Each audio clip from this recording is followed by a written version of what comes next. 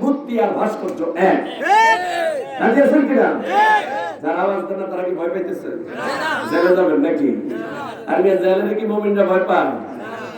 Jail তো আমাদের জন্য নিয়ামত। আর আমরা যদি পাশের বসে আল্লাহর জন্য ঝুলে মরতে পারি তার চাইতে বেশি নিয়ামত।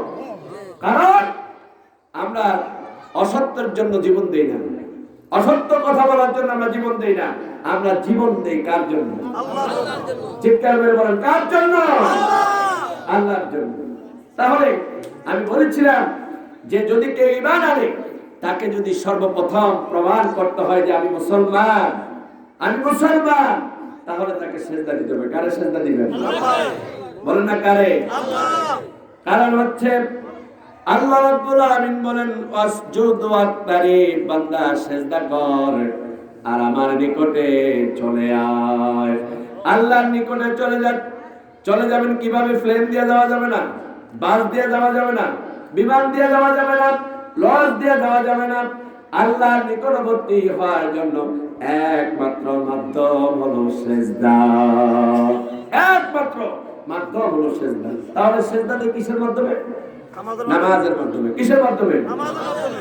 আমাদের দেশে তো এখন ব্যাখ্যাটা হয়ে গেছে সেজদা। কেউ কেউ তো আপনার মানুষের পায়ের মধ্যে সেজদা দেয়। বলেন দেয় কিনা? মানুষের পায়ের মধ্যে সেজদা দেয়, কবরের মধ্যে সেজদা দেয়। আপনাদের এলাকাতে এগুলো আছে? আছে। এই যে একতলা হয়ে গেছে। কে বলতেছে আছে? কে বলছে নাই? আপনারা বলেন তো দেখি, সেজদা পাওয়ার যোগ্য কে? সন্দেহ আছে নি? সন্দেহ আছে নি? জোড়া মাত্রা কোনো সন্দেহ আছে? সেজদা পাওয়ার যোগ্য কে? একমাত্র আল্লাহ ছাড়া কারো কাছে সেজদা দেওয়া যাবে না, মাথা নত করা যাবে না। সেজদা যদি দিতে হয়, মাথা যদি নত করতে হয়, আমার আনুগত্যের মস্তক যদি অবনত করতে হয়, একমাত্র আল্লাহ রাব্বুল আলামিনের কাছে করব। কথা ঠিক কিনা? আর কারো কাছে মাথা নত করব না। যদি আপনি করে থাকেন তাহলে আপনি মুশরিক হয়ে গেছেন। ঈমান আনেন, ঈমান আনেন। যদি আল্লাহ ছাড়া কারো কাছে মাথা নত করে থাকেন, এই যে কেউ যদি কোন মুসলমান, যদি আমি কথা বলেছি, কোন মুসলমান যদি বিনা কারণে কোন পূজালয় যায়, পূজা মণ্ডলে যায়, যদি পূজা মণ্ডলে গিয়ে তাদের সেখানে অনুষ্ঠানকে কেউ যদি স্বাগত জানায়, কেউ যদি এটাকে মানে বরণ করে নেয়, আল্লাহ রাসূল বলেছেন ওই লোকটার উপরে সাথে সাথে আল্লাহর গজব নাযিল হয়ে যায়, লানত নাযিল হয়ে যায়। আমাদের দেশে এখন স্লোগান দেয়, স্লোগান। আর মেয়েরা ঈমান বুঝেন না? এই পৃথিবীতে নবী রাসূলগণ আন্দোলন করেছেন এই পৃথিবী থেকে আল্লাহ বিরোধী সব কার্যকলাপকে বন্ধ করার জন্য। নবীদের আন্দোলন ছিল সমস্ত মূর্তিগুলোকে তছনছ করে দিয়ে এক আল্লাহর আনুগত্যকে প্রতিষ্ঠিত করা। এটাই ছিল নবীদের একমাত্র আন্দোলনের মূল টার্গেট। কথা ঠিক কিনা? মূল টার্গেট এটাই ছিল, মূল টার্গেট। কিন্তু আজকে আমরা বিভিন্ন ভাবে আল্লাহকে বাদ দিয়া আমরা করছি কার ইবাদত? মানুষের ইবাদত, মানুষের ইবাদত। আমি আজকে আমার মসজিদে বলেছি, আপনারা কেন প্রধানমন্ত্রীর ভয় পান? আপনারা কেন প্রেসিডেন্টকে ভয় পান? আপনারা কেন র্যাবের ভয় পান? পুলিশের ভয় পান? আপনারা কি করোনা ভাইরাস থেকে শিক্ষা নেন না? দেখেন না, করোনা ভাইরাস হওয়ার পরে প্রধানমন্ত্রী তার কার্যালয়ের মধ্যে ঢুকে গেছে কিনা? প্রেসিডেন্ট তার কার্যালয়ের মধ্যে ঢুকে গেছে, স্বরাষ্ট্রমন্ত্রী খুঁজে পাওয়া যায় না, সমস্ত কর্মকর্তা প্রশাসন বড় লোকগুলা সব হোম কোয়ারেন্টাইনে চলে গেছে। তার মানে হলো বাঁচতে চায়। তাহলে যারা বাঁচতে চায় তারা আবার কিভাবে মানুষের বাঁচায়? মানুষের বাঁচানোর একমাত্র ক্ষমতা হলো আল্লাহ রাব্বুল আলামিনের। কথা ঠিক না? একমাত্র আল্লাহ, একমাত্র আল্লাহ। তাহলে সেজদা পাওয়ার যোগ্য কে? আল্লাহ। জোরে বলেন আল্লাহ। এই লোকগুলা বসে রয়েছে চুপচাপ, বলবো না। কয় কি বলবো? সিগারেটের টক লাগছে নাকি? হ্যাঁ, সিগারেট খান আপনারা? জোরে বলেন সেজদা পাওয়ার যোগ্য কে? আল্লাহ। আকাশের দিকে হাত উত্তোলন করে বলেন কে? আল্লাহ। আল্লাহ রাব্বুল আলামিন সেজদা পাওয়ার যোগ্য। আল্লাহকে সেজদা দিতে হবে। এই সেজদা দিয়ে প্রমাণ করে দিতে হবে এই পৃথিবীর কেউ আমার রব নয়, কেউ আমার প্রভু নয়, কেউ আমাকে চালায় না, আমাকে একমাত্র পরিচালনা করে কে? আল্লাহ। আল্লাহ রাব্বুল আলামিন। এছাড়া আপনি যদি অন্য পথে ঘুরেন আপনি ভুল করছেন, আপনার নিজেকে আপনি ব্যর্থতার দিকে নিচ্ছেন, সফলতার দিকে আপনি নিতে পারবেন না। এই জন্য সুজুদাত তারিফ রাসূল করিম সাল্লাল্লাহু আলাইহি সাল্লামকে সাহাবায়ে কেরাম সসম্মানে জিজ্ঞাসা করলেন, ইয়া রাসূলুল্লাহ, কি আমাদেরকে একটু বলে দেন আল্লাহ রাব্বুল আলামিনের নিকটে কখন বান্দা চলে যায়? রাসূল করিম সাল্লাল্লাহু আলাইহি সাল্লাম বলেন, আল্লাহ বান্দা যখন আল্লাহ রাব্বুল আলামিনকে সিজদা দেয় একেবারে আল্লাহ রাব্বুল আলামিনের নিকটে চলে যায়। সুবহানাল্লাহ ওয়া বিহামদিহি। তাহলে আল্লাহর সাথে কথা বলে আমরা সিজদার মাধ্যমে, কিসের মাধ্যমে? সিজদার মাধ্যমে। এই জন্য আল্লাহ রাসূল সাল্লাল্লাহু আলাইহি ওয়াসাল্লাম সিজদাতে দীর্ঘ সময় থাকতেন। ফরজ নামাজ নয়, নফল নামাজে বেশিরভাগ নফল নামাজ আল্লাহ রাসূল সাল্লাল্লাহু আলাইহি ওয়াসাল্লাম সিজদা বেশি করে থাকতেন, দোয়া করতেন। নফল নামাজের মধ্যে সব কাকুতি মিনতি সব আল্লাহ রাব্বুল আলামিনের কাছে প্রকাশ করতেন। এই জন্য আপনি অভাবে থাকেন, আপনি কষ্টে থাকেন, আপনার পেরেশানি যদি থেকে থাকে, আপনাদেরকে একটা ফর্মালিটি শিখিয়ে দেই, আপনাদেরকে একটা নিয়ম শিখিয়ে দেই। আপনারা সর্বপ্রথম আপনাদের যে কাজটা হবে সেটা হলো আল্লাহ রাব্বুল আলামিনের সামনে আপনারা দাঁড়ায়া যাবেন, আল্লাহু আকবার বলে দাঁড়ায়া যাবেন। দাঁড়ায়া 2 রাকাত নফল নামাজ আদায় করে সিজদার মধ্যে কেঁদে কেঁদে আপনি দোয়া করেন, আল্লাহ রাব্বুল আলামিন আপনার সব সমস্যার সমাধান করে দেবে। মানুষেরা বুঝে না, মানুষেরা শুধু চায় হুজুর আমার জন্য দোয়া করেন আমি যেন বড় লোক হতে পারি, হুজুর আমার জন্য দোয়া করেন আমার ফুলা বিদেশ থেকে আরো লক্ষ লক্ষ টাকা ফাড়াইতে পারবে। আপনি তো এই দোয়াটা কখনো চাইলেন না। লক্ষ লক্ষ টাকা দেয় আল্লাহ, লক্ষ লক্ষ টাকা দেয় আল্লাহ, ব্যবসা দেয় আল্লাহ, চাকরি দেয় আল্লাহ, খাওয়ায় আল্লাহ। তাহলে আমার কারো কাছে চাওয়ার দরকার নাই। আপনি দোয়া করেন রব্বুল আলামিন আল্লাহ যেখানে কল্যাণ সেখানে আপনি আমাকে স্থানান্তর করে দেন, যেখানে আমার মঙ্গল, যেখানে কল্যাণ সেখানে আমাকে স্থানান্তর করে দেন। আপনি আল্লাহর কাছে এইভাবে দোয়া করেন। আপনি কেন মানুষের কাছে চাইবেন? কি জন্য? এই জন্য আল্লাহ রাসূল 2 সিজদার মাঝখানে বসে একটা দোয়া করতেন। প্রথম সিজদা দিয়ে বসতেন বলতেন আল্লাহুম্মা গফিরলি ওয়ারহামনি ওয়াহদিনি ওয়াআফিনি ওয়ারযুকনি। পারেন কিনা দোয়াটা? কে কে পারেন দেখে হাত তোলেন একটু। আন্দাজে হাত তোলেন না, হাত তোলেন। 1 2 3 গোটা 10 জন পারেন। এখানে স্টেজ সহ আমি সহ 10 জন পারেন, আর কেউ পারেন না। আপনি কেমনে সমাধান নেবেন? আল্লাহর সাহায্য আপনি কিভাবে পাইবেন? আপনি তো শিখেন না। ইমাম সাহেবের কাছে আসেন না, কিন্তু চায়ের দোকানের মধ্যে বসে ইমাম তো ভালো না, ইমাম তো জোরে কাজ দিছে, জোরে হাসি দিছে, বলে কিনা? আসে না আমাদের সমাজের মধ্যে এরকম? ইমাম সাহেবের কাছে আসে না, ইমাম সাহেবের কাছে শিখার জন্য আসে নাই, বরং ওই চায়ের দোকানে বসে ইমাম সাহেবের সমালোচনা করতে আমরা শিখেছি। আপনাদেরকে বলছি, মনোযোগ দিয়ে শুনেন আমি কি বলছি। আপনাকে আমার কথা বুঝতে পারেন? বলেন বুঝতে পারেন? তাহলে আপনি যেখানে সাহায্য পাবেন, যেখানে আপনার সমাধান, সেখানে তো আপনি নাই। আপনি বলেন আল্লাহুম্মা গফিরলি ওয়ারহামনি ওয়াহদিনি ওয়াআফিনি ওয়ারযুকনি। আল্লাহ আপনার রহমত চাই। আল্লাহুম্মা গফিরলি, আল্লাহ আপনি আমার প্রতি রহম, আল্লাহ আপনি আমাকে ক্ষমা করে দেন। আল্লাহুম্মা গফিরলি ওয়ারহামনি, আয় আল্লাহ আপনি আমার প্রতি রহম করেন। ওয়াহদিনি, আল্লাহ আপনি আমাকে হেদায়েত দেন। ওয়াআফিনি, আল্লাহ আমাকে আপনি সুস্থ করে দেন। বিপদ আপদ থেকে আল্লাহ আপনি হেফাজত করেন। ওয়ারযুকনি, আল্লাহ আপনার পক্ষ থেকে আমাকে আপনি রিজিক দান করে দেন। আল্লাহ রাসূল বলেছেন বান্দা যখন 2 সিজদার মাঝখানে দোয়া করেন, এই 2 সিজদার মাঝখানে দোয়া করার কারণে আল্লাহ রাব্বুল আলামিন বান্দার দোয়া সাথে সাথে মঞ্জুর করে নেন। আমি আমার জীবনে এই দোয়া পড়ে আমি খুব সফলতা পেয়েছি। আমি দেখেছি যখনই বিপদে পড়ি, মুসিবতে পড়ি, হাঁটতে বসতে, শুধু নামাজে না, এই দোয়া পড়ি, আল্লাহুম্মা গফিরলি ওয়ারহামনি ওয়াহদিনি ওয়াআফিনি ওয়ারযুকনি। আয় আল্লাহ আমাকে ক্ষমা করেন, আমার প্রতি রহম করেন, আমাকে হেদায়েত দেন, আমাকে আপনি সুস্থ রাখেন, নিরাপদে রাখেন, আপনি আমাকে আপনার পক্ষ থেকে রিজিক দান করেন। এই দোয়া আপনি করেন না, মজা পাবেন।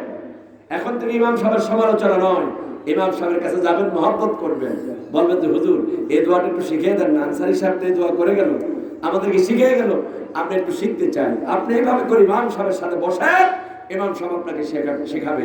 ভালো হবে না খারাপ হবে? ইমাম সাহেবকে এখানে আলহামদুলিল্লাহ উনি ইমাম সাহেব, যোগ্যতা সম্পন্ন ইমাম, এলাকা এলাকা থাকা দরকার আছে। আমার ভাইদেরকে বলবো যে ভাইরা, নামাজ হচ্ছে একমাত্র সফলতা। যেখানে আপনি সফলতা পাবেন সেখানে তো আপনি নাই। আমার দেশের বেনামাজিরা হুজুর দিয়া দোয়া পড়ায় কিনা? জোরে বলেন না কেন? আওয়াজ দেন, হুজুর দিয়া দোয়া পড়ায় কিনা? এখন আপনাকে বলতে চাই, আপনি হুজুর দিয়া দোয়া করাইলেন কিন্তু আপনি নামাজ পড়লেন না। আল্লাহ রাসূল বলেছেন, মান তারাকা সালাতান মুতাআম্মিদান ফাকাদ কাফারা। যে ব্যক্তি ইচ্ছা করে নামাজ ত্যাগ করে, সেই ব্যক্তি আল্লাহ রাব্বুল আলামিনের সাথে কুফরি করে। কুফরি মানে হলো কি? আল্লাহকে সরাসরি অস্বীকার করা। নাউযুবিল্লাহ। তার মানে হলো হাইয়া আলাস সালাত। মুয়াজ্জিন সাহেব ডাকে, কি আন্তরিকতার সহিত ডাকে, হাইয়া আলাস সালাত, হাইয়া আলাস সালাত, বান্দা আয় নামাজের দিকে আসো, নামাজের দিকে আসো। আপনি প্রশ্ন করেন, মুয়াজ্জিন আপনি আমারে বারবার ডাকেন কেন? 5 ওয়াক্ত নামাজের মধ্যে ডাকেন কেন? মুয়াজ্জিন সাহেব বলবে, হাইয়া আলাল ফালাহ, আল্লাহ বান্দা নামাজের দিকে আসলেই তোমার কল্যাণ হবে, তোমার মুক্তি হবে, তোমার মুক্তি হবে, তোমার নাজাত হবে। আর আপনি চলে যাচ্ছেন অন্যদিকে। এই জন্য আল্লাহ রাব্বুল আলামিন সূরা বাকারার মধ্যে আল্লাহ পাক বলেছেন, ইয়া আইয়ুহাল্লাযীনা আমানু ইসতাঈনু বিস-সাবরি ওয়াস-সালাহ ইন্নাল্লাহা মা'আস-সাবিরিন। আল্লাহ শিখালেন মুমিনদেরকে, যারা ঈমান এনেছে তাদেরকে শিখালেন, হে মুমিনেরা, হে বিশ্বাসীরা, তোমরা একটা কাজ করো, যে তোমরা ধৈর্য এবং নামাজের মাধ্যমে তোমরা আল্লাহর কাছে সাহায্য চাও। কয়টা জিনিস বলেন? কয়টা জিনিস? এই দুইটা জিনিসের কথা আপনাদেরকে একটা ধারণা দিয়ে দিই। ধৈর্য মাধ্যমে যারা সাহায্য চায়, তারা যে সাহায্য পায়, আপনারা কি তার প্রমাণ পান না? যেমন ইব্রাহিম আলাইহিস সালামকে আগুনের মধ্যে ফেলা হলো, বিশাল আগুনের কুণ্ডলী, এই আগুনের কুণ্ডলীর মধ্যে ফেলে দিয়া নমরুদ বলতেছে, এইভাবে টাঙ্গিয়ে রেখে বলতেছে, ইব্রাহিম আগুনে জ্বলবা নাকি আমাদের মূর্তিগুলারে স্বীকার করে নিবা? আমাদের মূর্তিগুলাকে স্বীকার করে নিবা, আগুনে জ্বলবা? ইব্রাহিম আলাইহিস সালাম আল্লাহ জিকির করতেছেন, আল্লাহর কালিমা পড়ছেন, তিনি নির্দ্বিধায় ধৈর্য ধারণ করেছেন। এই ধৈর্য ধারণ করার কারণে যখন তাকে আগুনের মধ্যে ফেলা হলো, আল্লাহ রাব্বুল আলামিন সব দেখছেন, আল্লাহ পাক সব অবলোকন করছেন। আল্লাহ রাব্বুল আলামিন জিবরাইলকে পাঠিয়ে বললেন, জিবরাইল চলে যাও, আমার খলিল আমার ইব্রাহিম তোমার কাছে সাহায্য চাই কিনা দেখো। ইব্রাহিম আসলেন, জিবরাইল আসলেন, জিবরাইল এসে বলেন, ইব্রাহিম আমি আসছি, আমি সাহায্য করতে চাই, তুমি বলো আমার দুটি পাখা দিয়া এইভাবে করে আগুনটারে নিভিয়ে দেই। ইব্রাহিম বললেন, তুমি কি আমার রব নাকি? তুমি কি আমাকে বাঁচানোর মালিক নাকি? তুমি কি আমাকে খাওয়ানোর মালিক নাকি? তুমি কি আমার রক্ষাকারী নাকি? আমার রক্ষাকারী তো আমাকে সব দেখতে পাচ্ছেন, আমি বিপদে আছি না মুসিবতে আছি, আমার রব আমাকে দেখছেন, আমি তো ভয় করি না, আমি ধৈর্য ধারণ করলাম, অবশ্যই আমার রব আমারে সাহায্য করবে। আর আমার রব যদি খুশি হয়, আমি ইব্রাহিম এই আগুনের মধ্যে 1000 বার করতে রাজি আছি। ধৈর্যকারী বলে, এই ধৈর্য ধরার কারণে আল্লাহ রাব্বুল আলামিন ইব্রাহিমের মধ্যে খুশি হয়ে গেলেন, আর আগুনকে নোটিশ করলেন, ইয়া নারুকুনি বারদাও ওয়া সালামান আলা ইব্রাহিম। আগুন, তুই তো আমার গোলাম। আগুন কার গোলাম? আল্লাহর গোলাম। জোরে আওয়াজ দেন না, আল্লাহর গোলাম। আওয়াজ, আগুন কার গোলাম? প্রাণ সামান নবীর অপমান করলো, প্রাণ সামান নবীর অপমান করলো আল্লাহ রাব্বুল আলামিন। তাদের যে সমস্ত ঐতিহ্যবাহী এলাকাগুলো ছিল, আল্লাহ আগুন দিয়ে পুরায়া সব ছাই করে দিয়েছে। তাহলে আগুন কার কথা শুনে? আল্লাহ। বরং কার কথা শুনে? আগুন আল্লাহর কথা শুনে আগুনকে নোটিশ করে, আগুন রে আমার ইব্রাহিমের প্রতি একেবারে ঠান্ডা হয়ে যেও না, আমার ইব্রাহিমের প্রতি তুমি শান্তিদায়ক ঠান্ডা হয়ে যাও। ইব্রাহিম আলাইহিস সালামকে আল্লাহ সাহায্য করলেন ধৈর্যের মাধ্যমে। ইব্রাহিম আলাইহিস সালাম আগুনের মধ্যে বসে আছে, পশম করছে না? সুবহানাল্লাহ বলবেন না? আরো আস্তে বলুন না সুবহানাল্লাহ। আগুনের মধ্যে পড়ছে, আগুনের মধ্যে বসে আছে। নমরুদ তাকে দেখে, কি অবস্থা? আগুনের মধ্যে ইব্রাহিম বসা, জ্বলে না? জ্বলে না? এই আগুন, তোমার জ্বালানি শক্তি কি একেবারে কমে গেল? তুমি কি একবারেই দুর্বল হয়ে গেছো আগুন? তুমি ইব্রাহিমকে জ্বালাও না কেন? আগুন থেকে আওয়াজ আসলো, আগুন থেকে আওয়াজ আসলো, নমরুদ আমার ক্ষমতা আছে না নাই? আমার জ্বালানি শক্তি আছে না নাই? তুই আয়, তোর মন্ত্রী পরিষদ সহ আয়, তামাম পৃথিবীর সব মানুষ আয়, জ্বালায়া শেষ করে দেব, কিন্তু আল্লাহর ইব্রাহিমের একটা পশম আমি জ্বালাতে পারি না। তাহলে আল্লাহর আগুন কার কথা শুনে? চিৎকার মেরে বলেন, কার কথা শুনে? তাহলে ইব্রাহিম আলাইহিস সালাম কিসের মাধ্যমে সাহায্য পাইলেন? ধৈর্য। বলেন কিসের মাধ্যমে? তাহলে আল্লাহ রাব্বুল আলামিন বলে, বান্দা ধৈর্যের মাধ্যমে আর নামাজের মাধ্যমে আমার কাছে সাহায্য চা। আইয়ুব আলাইহিস সালাম একটানা 18 বছর পর্যন্ত পোকা নিয়ে দুনিয়াতে ছিলেন। অস্থির অবস্থা, পচে পচে সব মাংসগুলা সব খসে পড়ছে, সব দুর্গন্ধ ছড়াচ্ছে, স্ত্রীরা সব চলে গেল, কেউ কাছে আসে না। আইয়ুব আলাইহিস সালাম তিনি অধৈর্যশীল হন না, তিনি এই কথা কোনোদিন বলেন না, আল্লাহ তুমি আমারে নবী বানাইলা, আবার আমারে তুমি পোকা দিয়া সব শেষ করে দিচ্ছ, বুঝতে পারি না, এমন কথা কোনোদিন বলেন নাই। বরং তিনি এই পোষা শরীর নিয়ে আল্লাহ রাব্বুল আলামিনের উপর ধৈর্য ধারণ করে সব সময় আল্লাহর জিকির করেছেন, আল্লাহর জিকির করেছেন। আল্লাহ রাব্বুল আলামিন আইয়ুব আলাইহিস সালামের এই ধৈর্য দেখতে পেলেন।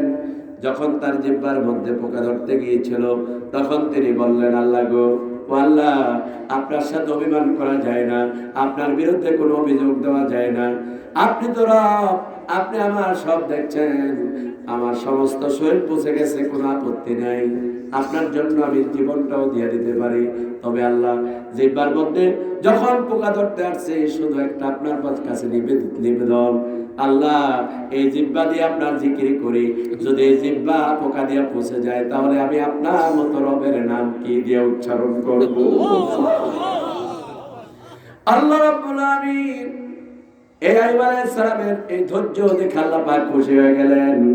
আল্লাহ 18 বছর পরে তার আইয়ুবকে সুস্থ করে দিলেন। এই হচ্ছে আল্লাহ, ধৈর্যের মাধ্যমে সাহায্য পাওয়া যায়।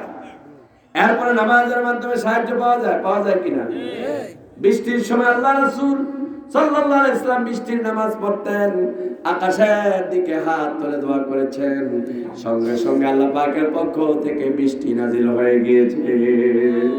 নামাজের মাধ্যমে সাহায্য আসে, সুবহানাল্লাহ বলেন। সুবহানাল্লাহ। তাহলে আমরা কিসের সাহায্য চাইবো? কার কাছে সাহায্য চাইবো? কিসের মাধ্যমে? ধৈর্য এবং নামাজের মাধ্যমে। আল্লাহ রাব্বুল আলামিন বলেন, ওয়াস্তাইনু বিস-সাবরি ওয়াস-সালাহ ওয়া ইন্নাহা লাকাবীরাতুন ইল্লা আলাল খাশিঈন। আল্লাহ পাক বলছেন যে ধৈর্য আর নামাজের মাধ্যমে এই তোমরা সাহায্য চাও। আবার আল্লাহ পাক বলছেন, ওয়া ইন্নাহা লাকাবীরাতুন ইল্লা আলাল খাশিঈন। মানুষেরা মনে করে যে নামাজটা খুব ভারী জিনিস, খুব শক্ত জিনিস, এটা খুব বোঝা, এটা পড়তে ওযু করা লাগে, রুকু সাজদা লাগে, সিজদা দেওয়া লাগে, শক্ত করে ওযুটাকে ধরে রাখতে হয়, তাহলে তো নামাজ পড়া যাবে না। এই জন্য এটাকে বোঝা মনে করে, অনেক কঠিন কাজ মনে করে। আল্লাহ রাব্বুল আলামিন বলেন এই কাজটা বোঝা, আল্লাহ নিজেই বলেন এটা শক্ত কাজ, এটা বড় ভারী কাজ, তবে ইল্লা আলাল খাশিঈন, তাদের জন্য বোঝা নয়, তাদের জন্য এটা কোনো কষ্টের কিছু নয়, যারা আল্লাহ রাব্বুল আলামিনকে ভয় করে। সুবহানাল্লাহ বলেন না? আপনারা তো আল্লাহর ভয় করেন, ঠিক না? আল্লাহর ভয় করেন, জীবনও মিথ্যা কথা বলেন না, জীবনও মানুষের হক নষ্ট করেন না, জীবনও কাউকে ঠকান না। স্ত্রীর মহারানাটা যথাযথভাবে আদায় করে দিয়েছেন, ঠিক না? এখানে আসেননি কেউ বুড়া মানুষ বা যুবক মানুষ আপনারা যৌতুক নিয়ে বিয়ে করেছেন, এরকম আসেননি কেউ? অসুবিধা নাই, আল্লাহ ক্ষমা করুন। যৌতুক নিয়ে যারা বিয়ে করেছেন, এই যৌতুকের টাকা শ্বশুর বাড়িতে ফিরিয়ে দিয়ে, আর বোর জন্য যে মহারানাটা নির্ধারণ করেছে, এই মহারানাটা বউকে সাদরে দিয়া দিবেন, আর মাফ চাই দিবেন যে তোমার এই মহারানাটা আমি সঠিকভাবে দিতে পারি নাই। এটা হচ্ছে আল্লাহর ভয়। আর যদি এই ভয় না থাকে, কিয়ামতের ময়দানে আপনি জেনাকারের কাতারে দাঁড়াবেন, আপনি জেনাকারের কাতারে দাঁড়াবেন, আপনি জেনাকারের কাতারে দাঁড়াবেন, আপনি জেনাকারের কাতারে দাঁড়াবেন। আপনারা আল্লাহকে ভয় করে যারা, তারা তারা নামাজ ছাড়বে না, কখনো নামাজ ছাড়বে না। এই যে কনকনে শীত, সুবহানাল্লাহ বলেন। কয়জনে জামাতে আজকে ফজর নামাজ পড়ছেন? একটু হাত তোলেন তো দেখি। ফজরের নামাজ জামাতের সহিত আদায় করছেন? আমি তো নিজেই নামাজ পড়িয়েছি, আমি তো আছি। আপনার অল্প কয়েকজন হাত তোলে, তো তারপরে ভালো, আলহামদুলিল্লাহ। আল্লাহ রাসূল বলেছেন, কেউ যদি এই কনকনে শীত দিয়া আল্লাহর ভয় করে ঠান্ডা পানি দিয়ে ওযু করে ফজরের নামাজ পড়তে যায়, অন্যান্য সময় ফজরের নামাজ পড়লে যে সওয়াব পেত, তার চাইতে ডাবল সওয়াব আল্লাহ রাব্বুল আলামিন তার বান্দার আমলনামায় লিখে দেন, তার বান্দার আমলনামায় লিখে দেন। ফজরের নামাজে কনকনে শীত দিয়া ঠান্ডা পানি দিয়া ওযু করে আপনি নামাজ পড়তে গেছেন, আল্লাহ খুশি হয়ে গেছেন, আল্লাহ খুশি। এই জন্য আল্লাহ রাব্বুল আলামিন বলেন, ওয়া ইন্নাহা লাকাবীরাতুন ইল্লা আলাল খাশিন। নামাজটা ভারী কাজ, নামাজটা বোঝা, তবে তাদের জন্য বোঝা নয় যারা আল্লাহ রাব্বুল আলামিনকে ভয় করে। আর কাদের জন্য এই কাজটা বোঝা নয়? আল্লাযীনা ইয়াযুন্নুনা আন্নাহুম মুলাকু রাব্বিহিম ওয়া আন্নাহুম ইলাইহি রাজিউন। যারা মনে মনে চিন্তা করে যে আমাকে রবের সামনে দাঁড়াতে হবে, আল্লাহর সামনে দাঁড়াবেন না এমন কোন লোক আছেন নি? বলেন আছেন? সবাইকে দাঁড়াতে হবে কিনা? আল্লাহর সামনে দাঁড়াতে হবে কিনা? আর ভাই আপনার যে আওয়াজ না দেন, আমি তো আলোচনা করে মজা পাই না। বলেন আল্লাহর সামনে দাঁড়াবেন কিনা? আর জোরে বলেন, জোরে আওয়াজ দিয়ে বলেন আল্লাহর সামনে দাঁড়াবেন কিনা? তো যারা দাঁড়াতে চায় যে আমার রবের সামনে আমি দাঁড়াতে হবে, তাহলে ওই ব্যক্তি কখনো আল্লাহর এই হুকুম ত্যাগ করতে পারে না। আল্লাযীনা ইয়াযুন্নুনা আন্নাহুম মুলাকু রাব্বিহিম, তাদের রবের সাথে সাক্ষাৎ করা, এটা বিশ্বাস করে তারা কখনো নামাজ ছেড়ে দেবে না। সুবহানাল্লাহ বলেন। নামাজ ছেড়ে দেবে না, নামাজ তারা পড়বে, কোনো সন্দেহ নাই, নামাজ তারা পড়বে। এই হলো, আমি সংক্ষেপে কথাগুলো বলে যে পয়েন্ট বাই পয়েন্ট, এটা হলো নামাজ, ধৈর্য, এটা হলো আল্লাহ সাহায্য পাওয়ার একমাত্র মাধ্যম। বলেন কি? মাধ্যম। এখন জাহান্নাম থেকে বাঁচতে চান কারা কারা? জোরে বলেন কারা কারা? আলহামদুলিল্লাহ। জাহান্নাম থেকে যদি বাঁচতে চান, আল্লাহ রাব্বুল আলামিন বলেন কিয়ামতের ময়দানে জান্নাতীদেরকে আমি জান্নাতে পৌঁছে দিয়া জান্নাতীদেরকে বলবো, জাহান্নামীদেরকে প্রশ্ন কর কেন জাহান্নামে আসছে। জান্নাতি বান্দাদেরকে আল্লাহ পাক নির্দেশ দিবেন, জাহান্নামীদেরকে প্রশ্ন করো, ইয়াতাসালুনা আনিল মুজরিমিন মা সালাকাকুম ফি সাকার ক্বালু লাম নাকু মিনাল মুসাল্লিন। জান্নাতীরা জাহান্নামীদেরকে প্রশ্ন করবে, ও জাহান্নামীরা, ইয়াতাসালুনা আনিল মুজরিমিন মা সালাকাকুম ফি সাকার, কেন জাহান্নামে আসলা? জাহান্নাম তো আল্লাহর বান্দাদের জন্য আল্লাহ তৈরি করে নাই, কেন জাহান্নামে আসলা? তারা জবাবে বলবে জান্নাতীদেরকে, ও জান্নাতী ভাইয়েরা, একটাই কারণ, সেটা হলো আমরা নামাজ পড়ি নাই, আল্লাহর হুকুম নামাজ আদায় করি নাই, যার জন্য আল্লাহ পাক বেজার হয়ে আজকে আমাদেরকে জাহান্নামে দিয়েছেন। আরেকটা কাজ হলো আমরা এতিমের হক মেরে খেয়েছি। এই আয়াতের মধ্যে আছে আমরা এতিমের হক মেরে খেয়েছি, এতিমদের হক আমরা মেরে খেয়েছি। বাবা মারা গিয়েছে নাবালক অবস্থায়, ওই নাবালক সন্তানটাকে ফান দিয়া ধোকা দিয়া আমি সম্পদ দখল করে খেয়েছি। এই জন্য আল্লাহ রাব্বুল আলামিন আজকে আমাকে জাহান্নামের মধ্যে নিক্ষেপ করেছেন। জোরে বলুন নাউযুবিল্লাহ। তাহলে জাহান্নামে যাওয়ার একমাত্র কারণ হলো কি? সালাত ছেড়ে দেওয়া, এতিমদের হক নষ্ট করা, এতিম মিসকিনদের হক নষ্ট করা। আমাদের সমাজের মধ্যে আজকে এটা কম না বেশি? আপনি যে চিন্তা করেন না কি করবেন এই সম্পদ দিয়া, কি করবেন এই সম্পদ দিয়া, আপনার এই সম্পদ দিয়ে আপনি কি করবেন? আপনি আজকে মারা যান, আজকে একজন মারা গেছে এখানে, তিনি কি নিয়ে গিয়েছেন? সামান্য কিছু পোশাক দিয়া পেছায়া, তেমন দামি পোশাক না। আমার পরনের মধ্যে যেই পাঞ্জাবির কাপড় আছে, পাঞ্জাবির কাপড়ের দাম অনেক বেশি। আমার এই হাবা কাবাব, এটার দাম অনেক বেশি। তার চাইতে কম দামি কাপড় পেছায়া এই লোকটারে বালিশ ছাড়া, ক্ল্যাপ ছাড়া, তোষক ছাড়া, তারপরে এই লোকটাকে খাট ছাড়া আপনারা সবাই আসলেন, কিছুই নিয়ে যেতে পারে নাই। স্ত্রী ছেলে মেয়ে হয়তো 2 দিন চোখের পানি ফেলবে, শোক প্রকাশ করবে, 3 দিন পরে আর তার কথা খেয়াল থাকবে না। মাঝে মাঝে হুজুর এনে কিছু মিষ্টি খাওয়াবে আর দিয়া দিবে, এই ছাড়া তার কোনো কাজ থাকবে না। আমার ভাইয়েরা, আজকে আপনি এক সন্তান রেখে গেলেন নাকি অসৎ সন্তান রেখে গেলেন, সেটা আপনার বিবেচনার বিষয়। আপনি অনেক সম্পদ বানিয়ে গেলেন, সম্পদের কোনো অভাব নাই, কিন্তু আপনি এরকম কুলাঙ্গার সংখ্যার সন্তান রেখে গেলেন। সেই সন্তান আপনার এই জায়গা বিক্রি করে করে মদ খাবে। আছেন এরকম? জোরা বুঝবেন, আছেন? মদ খাবে, তারপরে মানুষ খুন করবে, খুনি সন্ত্রাসী বানাতে করে বলবে না আমার টাকার অভাব নাই, আমার বাবা মারে কি কম টাকা দিয়েছে কিনা। আমার বিরুদ্ধে ওই বল্টু মিয়া কথা বলে তারে ফুস করে দেয়, তারে গুলি করে মাইরে আয়, তোরে আমি 2 লক্ষ টাকা দিয়ে দিব, এরকম লোক আছে কিনা?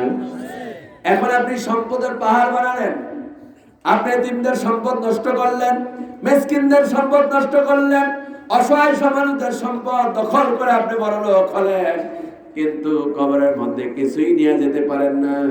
ফেরেশতারা বলবে 3টা কথা, বান্দা আল্লাহর হুকুম মতো তুমি দুনিয়াতে চলছো কিনা। মান রাব্বুকা, মানে তুমি যেই রবের সৃষ্টি সেই রবের হুকুম মানছো কিনা, জবাব দাও।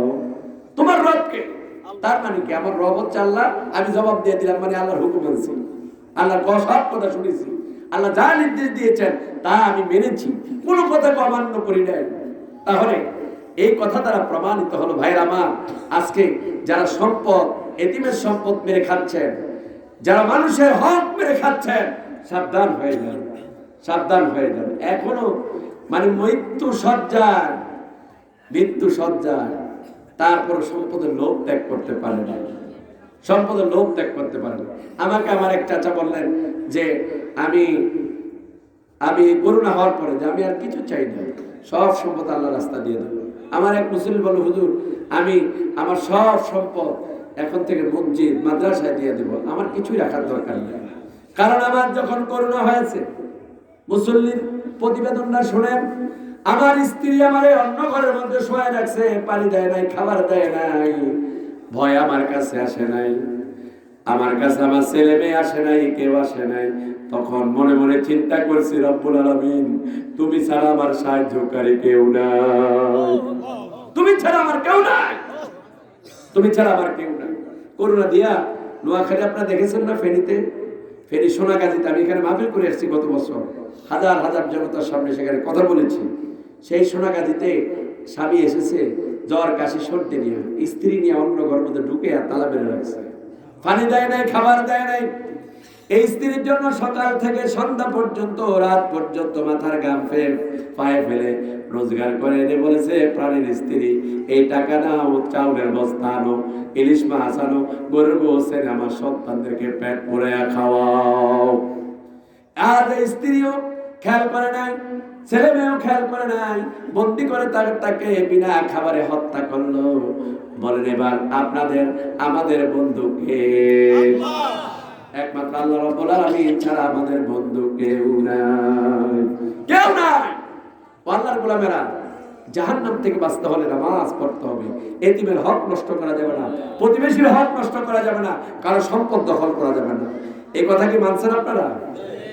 তাহলে আমার সাথে একটা ওয়াদা করেন, আল্লাহর ওয়াদা, আল্লাহ যে ওয়াদা শিখিয়েছিলেন আয়াতের একটা কোরআনের মধ্যে একটা আয়াত আছে যেটা আল্লাহ ওয়াদা শিখিয়েছেন যে এই ওয়াদা করো আমার জন্য সব কিছু উৎসর্গ করে দাও। বলেন, ইন্না সালাতি ওয়া নুসুকি ওয়া মাহইয়ায়া ওয়া মামাতি লিল্লাহি রাব্বিল আলামিন। বলেন না, আমার সাথে বলেন, ইন্না সালাতি ওয়া নুসুকি ওয়া মাহইয়ায়া ওয়া মামাতি লিল্লাহি রাব্বিল আলামিন। নিশ্চয় আমার নামাজ, আমার কুরবানি, আমার জীবন, আমার মৃত্যু, বিশ্ব জগতের প্রতিপালক, সব কিছুর মালিক, ওই কায়নাতের মালিক, আকাশ বাতাস তরুলতা যা কিছু আছে সব কিছুর মালিক আল্লাহ রাব্বুল আলামিনের জন্য উৎসর্গ করে দিলাম। তাহলে আমার নামাজ কার জন্য? জোরে আওয়াজ দেন কেন? আল্লাহ বলতে কি লজ্জা লাগে? জোরে বলেন, কার জন্য? আমার কুরবানি কার জন্য? আমার হায়াত কার জন্য? আমার মৃত্যু কার জন্য? সব কিছু আল্লাহ রাব্বুল আলামিনের জন্য আমি উৎসর্গ করে দিলাম। তাহলে এই কথা যদি হয়ে থাকে তাহলে কুরবানি দেওয়ার সময় কিপটামি করেন কেন? অনেকের তো সুদের টাকা দিয়ে কুরবানি দেয়। কয় আমার ছেলে মেয়েকে অন্যদিকে তাকে থাকবে নাকি? কুরবানি দিব, মজা করে গোস্ত খাবো। আল্লাহ কয় গোস্ত তো তোমাকে, কুরবানি তো তোমার গোস্ত খাওয়ার জন্য দেই নাই, আমার সন্তুষ্টের জন্য তুমি আমার জন্য রাজি আছো কিনা? কুরবানির অর্থই নয় শুধু গরু কুরবানি করবেন, এর অর্থই নয় নিজের জীবন, নিজের জান, নিজের মাল, নিজের সন্তান সব কিছু আল্লাহ রাব্বুল আলামিনের জন্য উৎসর্গ করে দিতে হবে। রাজি আছে কিনা? যারা বুঝতেন রাজি আছে কিনা? আল্লাহ কবুল করুন, বলেন আমিন। যারা বলেন আমিন। ভাইরা আমার, তাহলে আমরা ওয়াদা করে নিলাম আজ থেকে আমাদের রবকে, আমাদের নামাজ পাওয়ার যোগ্যকে, আমাদের সেজদা পাওয়ার যোগ্যকে, আমাদের কোরবানি, আমাদের জীবন, আমাদের মরণ সব কার জন্য? এই কথা কি মনে থাকবে? বলেন, মনে থাকবে? তাহলে আমরা এই স্লোগান দেব, এই স্লোগান দেব। এবার আসেন, আমাদের মধ্যে অশান্তি কেন? আমাদের মধ্যে আজকে অশান্তি কেন? আমাদের সন্তানগুলো কেন এমসি কলেজে স্বামী স্ত্রী ঘুরতে গিয়েছে, সেখানে তো তারা মজা করতে গিয়েছে, এখানে তো অবৈধ কোনো কাজ করতে চায় না, তারা স্বামী স্ত্রী বৈধ সম্পর্ক। সেখানে আপনার আমার মতো সন্তানগুলাই তো স্বামীকে বেঁধে, গাছের মধ্যে বেঁধে স্ত্রীকে তার সামনে রেখে ধর্ষণ করেছে। কয়জন কয়জন ছিল? 6 জন ছিল তার স্বামীর সামনে। কেন? এটা হচ্ছে রাষ্ট্রীয় ব্যর্থতা। আপনারা আমাকে, আপনার কোন দল করেন সেটা আমি দেখবো না, আমি বলবো এটা রাষ্ট্রের সম্পূর্ণ ব্যর্থতা, এটা প্রশাসনের ব্যর্থতা। কারণ এই দেশে যে কাজগুলো চালু করলে এই সমাজের মধ্যে শান্তি প্রতিষ্ঠা হবে, এই সমাজের মধ্যে নিরাপত্তা প্রতিষ্ঠিত হবে, সন্ত্রাস থাকবে না, চাঁদাবাজ থাকবে না, মাস্তান থাকবে না, ধর্ষণকারী থাকবে না, খুনি থাকবে না, সেই কাজগুলো তো আমরা চালু করছি না। আমরা চালু করছি আমাদের মন গড়া কাজ, মন মস্তিষ্ক যেটা বলে আমি সেটাই করি। আল্লাহ কি এখতিয়ার কাউকে দিয়েছে? এই স্বাধীনতা কাউকে দিয়েছে? এই স্বাধীনতা আল্লাহ পাক কাউকে দেয়নি। এই জন্য শান্তি যদি চান, মুক্তি যদি চান, রাষ্ট্রের কাজ হলো, রাষ্ট্রতে যারা ক্ষমতা আছে আল্লাহ রাব্বুল আলামিন তাদেরকে দায়িত্ব দিয়েছেন, আল্লাযীনা ইম্মাক্কান্নাহুম ফিল আরদ আকামুস সালাতা ওয়া আতাউজ যাকাতা ওয়া আমারু বিল মা'রুফি ওয়া নাহাউ আনিল মুনকার। চারটা কাজ যদি রাষ্ট্রের মধ্যে প্রতিষ্ঠিত হয়, মনোযোগ দিয়ে শুনেন, কাজে লাগবে। আপনারা তো মানুষের নামে স্লোগান দেওয়া শিখছেন, আল্লাহর নামে স্লোগান দেওয়া শেখেন নাই, এই জন্য আমাদের ব্যর্থতা। চারটা কাজ যদি রাষ্ট্রের মধ্যে, সমাজের মধ্যে যদি প্রতিষ্ঠিত হয়ে যায়, আল্লাহ রাব্বুল আলামিন বলে আকাশ থেকে তোমাদের জন্য রহমত নাজিল হয়ে যাবে। আকাশ আর জমিনের সব রহমতের দরজা খুলে দেবে। কয়টা? চারটা কাজ। এক নম্বর হলো আল্লাযীনা ইম্মাক্কান্নাহুম ফিল আরদ আকামুস সালাতা আকামুস সালাত, যারা তাদের সর্বপ্রথম কাজ, রাষ্ট্রের সর্বপ্রথম কাজ হলো নামাজ কায়েম করা। আমাদের দেশের যারা সরকার ক্ষমতা আছে, প্রধানমন্ত্রী, প্রেসিডেন্ট, আমরা তো বিশ্বাস করি অবশ্যই তারা মুসলমান, ঠিক না? জবাব দেন না কেন? তাহলে আমি বলবো প্রধানমন্ত্রীর কাছে বিনীত আবেদন, প্রধানমন্ত্রী এই দেশের মানুষের চরিত্র যদি ভালো করতে চান, এই দেশে যদি সন্ত্রাস বন্ধ করতে চান, এই দেশে যদি চাঁদাবাজি বন্ধ করতে চান, এই দেশে যদি ভালো মানুষ তৈরি করতে চান, এই সমাজটাকে যদি পরিশুদ্ধ করতে চান, তাহলে এক নাম্বার আপনার কাজ হলো নামাজ কায়েম করা। জোর আওয়াজ দেন না কেন? আপনি বলতে পারেন যে হুজুর এই দলিল পাইলেন কোন? তাহলে আমি দলিল দেই, উত্তমা উহিয়া ইলাইকা মিনাল কিতাবি আকিমিস সালাত ইন্নাস সালাতা তানহা আনিল ফাহশাই ওয়াল মুনকার। হে নবী, আপনার প্রতি যে কিতাব নাযিল হয়েছে, এই কিতাব আপনি তেলাওয়াত করেন আর নামাজ কায়েম করেন, নিঃসন্দেহে নামাজ অশ্লীলতা, খারাপ কাজ থেকে ফিরিয়ে রাখে। সুবহানাল্লাহি ওয়া বিহামদিহি, জোরে বলেন সুবহানাল্লাহি ওয়া বিহামদিহি, সুবহানাল্লাহিল আযীম।